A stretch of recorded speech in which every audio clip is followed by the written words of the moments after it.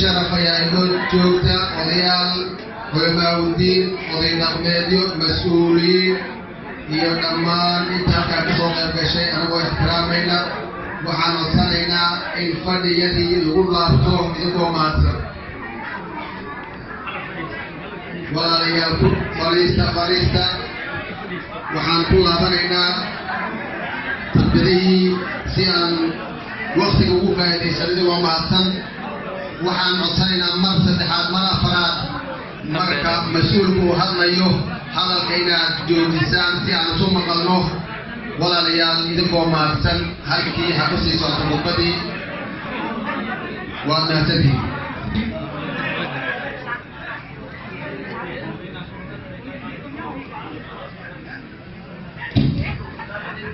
Okay, aad ayuu mahadsan yahay iyo kooxda dhalinyarada kubadda cagta aad ayuu mahadsan yihiin iyagana waa ku mahadcelinaynaa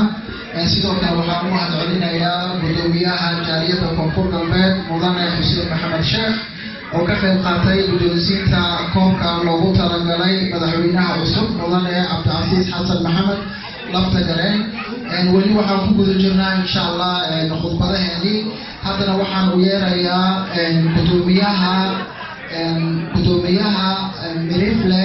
مضانة عبد الكريم متكير كسر دواو إن شاء الله ميكروفون